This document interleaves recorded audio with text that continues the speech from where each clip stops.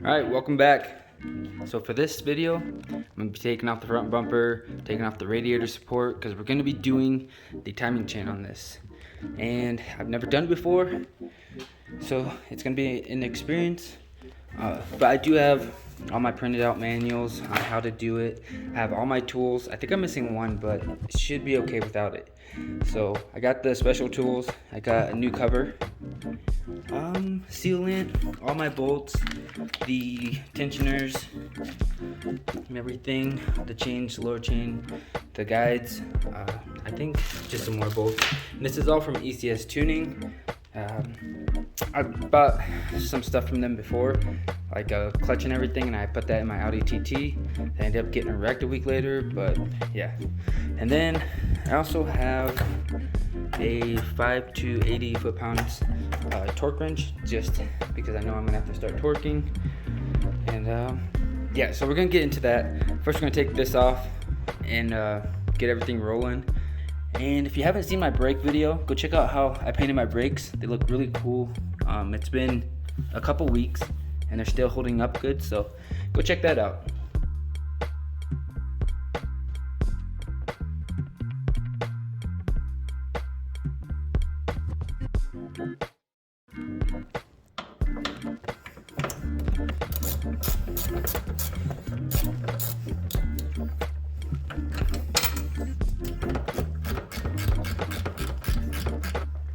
Alright, so now I got the front bumper removed. To do that, you have to take off these. You have to take off all the bottom stuff. And basically, you just kind of lift up and pull it out. And then now, I'm starting on the bash bar. And then go from there. And I'm also like taping off all my connectors with the blue tape. So I have this all taken apart and pulled out. I can't really get this side pulled out much because I have the hood latch right here. This gives me quite a bit of room to mess around with it. And we dropped all the coolant. Next is I just took off the serpentine belt, and then like I said, next would be to take this off and pull that off, and then I guess start taking these apart and start removing all of this.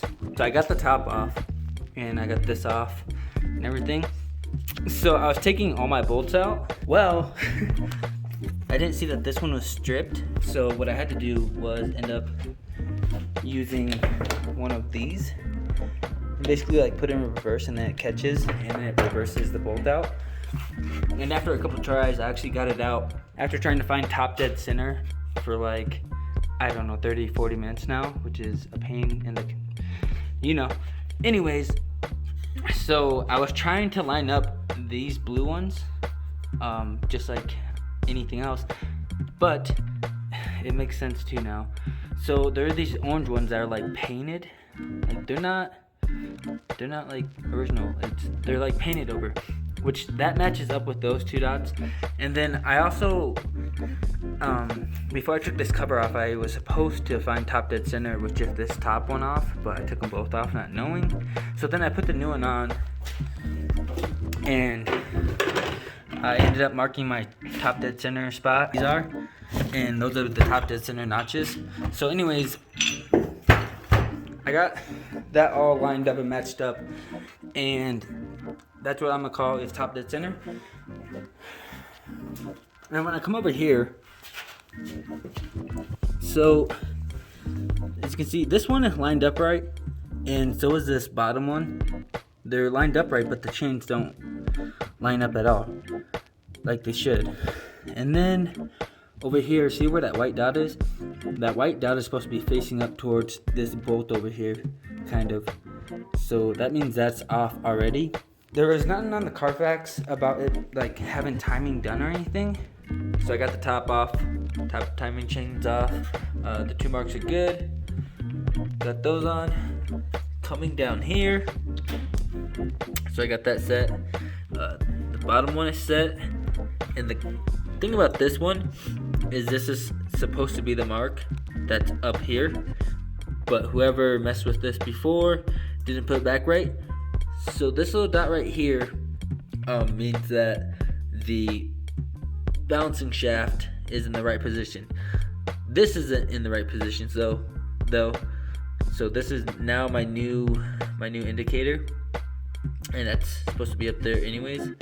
So now the next thing is to put my chain back on, put my rails back on, and then I got a tensioner that's gonna go in here, and then after that I'll put my top chain and tensioners on.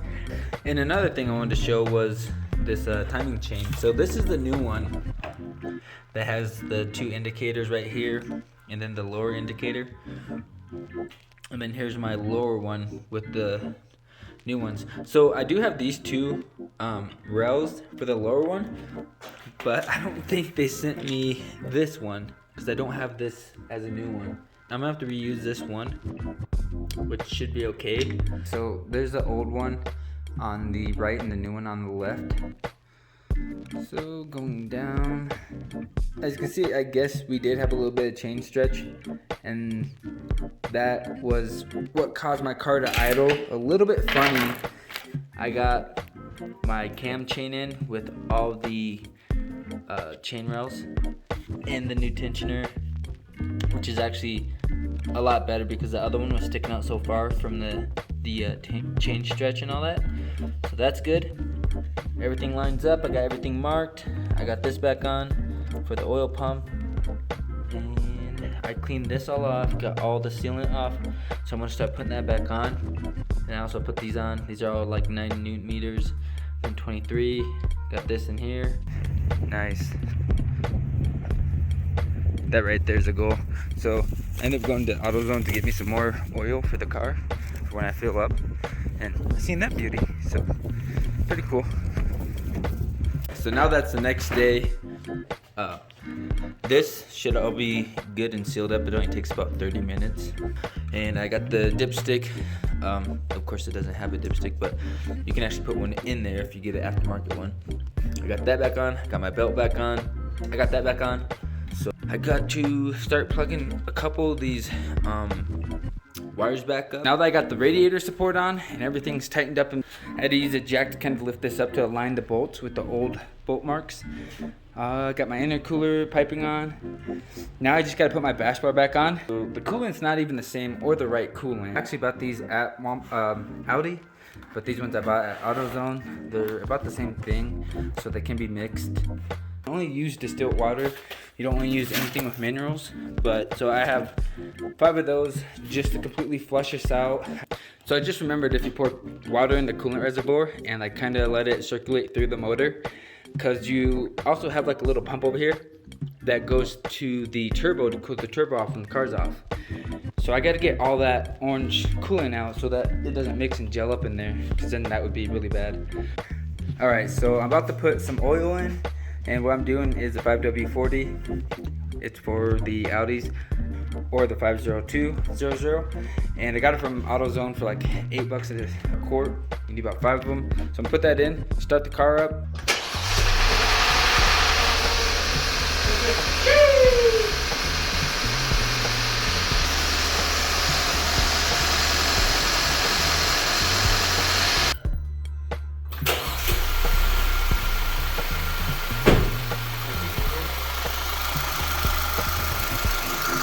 Alright, so when I started up the first time, the engine was shaking really bad, and I didn't really know the reason why. I thought maybe I messed up on the bound shaft, but after doing a little bit of inspection, I actually didn't have my sensor to my turbo plugged in, so it was making everything shake real bad, and it had like a really bad gas smell.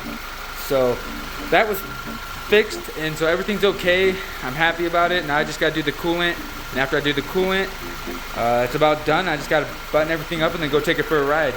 So it's been about 4 days since I've done the timing, and everything's been going good. It's been idling great.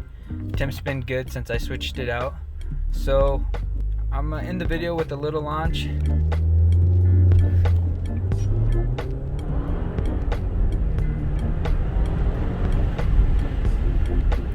Not too bad. I kind of flung the phone back, but yeah, very fun. Thank you for watching.